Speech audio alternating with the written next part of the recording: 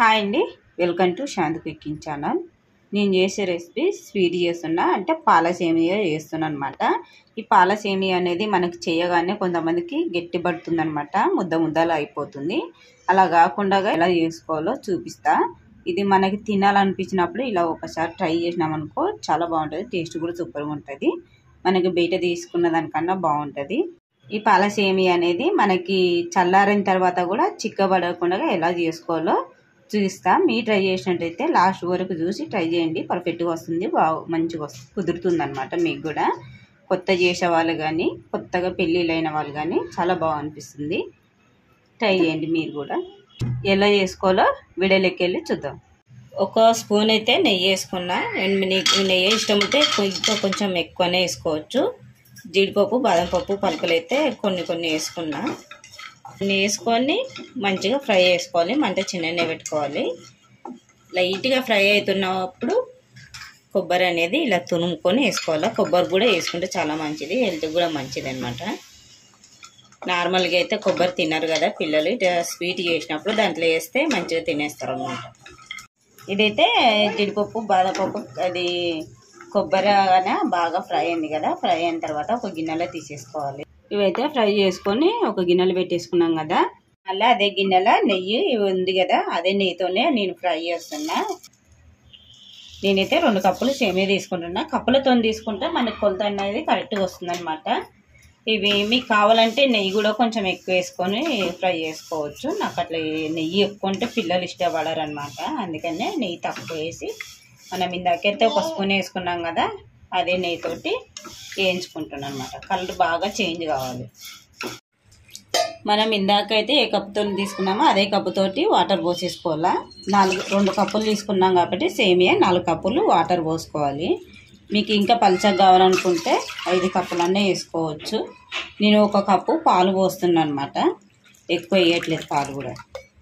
మనమైతే ఇవి ఫ్రై చేసుకుంటున్నాం కదా, కలర్ అనేది చేంజ్ కావాలి బాగా. అంతలోపు మంట చిన్న పెట్టుకొని వేయించుకుంటే అన్నీ ఒకటే రకంగా వేస్తాం అనమాట. నెక్స్ట్ ఈ వాటర్ అయితే తీసేసుకున్నాం కదా ఒక గిన్నెకి, ఇది కూడా స్టవ్ మీద పెట్టేసేద్దాము. అప్పటి వరకు వాటర్ అనేది మరుగుతుంది అనమాట. కలర్ అయితే బాగా చేంజ్ అయింది కదా, ఇలా అయితే సరిపోతుంది. స్టవ్ బంద్ చేసేసుకొని కింద దింపేసుకున్నాము. మరి ఎక్కువ కలర్ చేంజ్ కావద్దు, ఇలా అయితే టేస్ట్ అనేది చాలా బాగుంటుంది.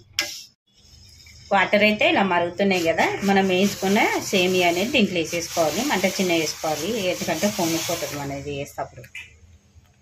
సేమియా అయితే ఇలా దగ్గర ఉడికింది కదా, ఒకసారి ఇలా తీసుకొని చూస్తే ఒకటి ఇలా తునిగితే మనకి ఉడికినట్టే, సగం ఉడికిపోయినట్టే. ఈ టైంలో మనం పాలు అనేది 1 కప్పు వేడి చేసి తీసుకోవాలి. నేను ఆల్రెడీ వేడి చేసిన, ఇది దీంట్లో వేసేస్తున్నాయి పాలని.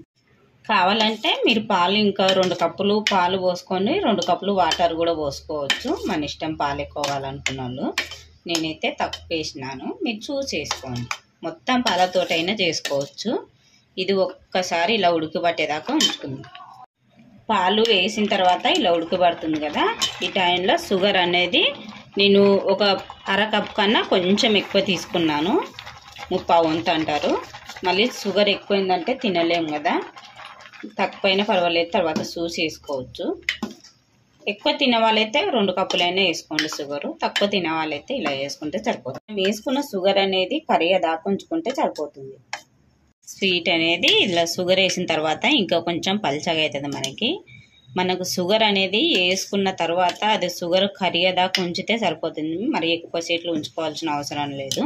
మనకి పల్చగాలనుకుంటే ఇలా ఉంటే సరిపోతుంది. ఇంకా కొంచెం చిక్కగా ఉండాలంటే కొద్దిగా ఉడికించుకుంటే సరిపోతుంది. పాయసం అనేది ఇలా ఉంది కదా, ఈ టైంలో లాస్ట్లో దింపేటప్పుడు ఇలాచి పౌడర్ కొంచెం వేస్తున్నా నేను. ఇది వేసుకొని దింపేసుకుంటే సరిపోతుంది. మనకి చెప్పాను కదా, పలుచగా కావాలనుకుంటే ఇలా ఉంచుకుంటే సరిపోతుంది. మళ్ళీ చల్లారిన తర్వాత గట్టిగా అయిపోతుంది అనమాట. నాకైతే జీడిపప్పు, బాదం పప్పు, కొబ్బరి అవన్నీ కట్ చేసుకున్నాం కదా, ఫ్రై చేసుకున్నాము. ఇవన్నీ వేసుకోవాలి. లాస్ట్లో దింపేటప్పుడు వేసేసుకొని 1 నిమిషం అలా వదిలేస్తే సరిపోతుంది. ఎక్కువ కూడా ఉంచాల్సిన అవసరం ఏం లేదు. ఇదైతే ఇప్పుడు ఇవి వేసుకున్న తర్వాత 2 నిమిషాలు అలా ఉంచేసిన తర్వాత స్టవ్ బంద్ చేసుకుందాము.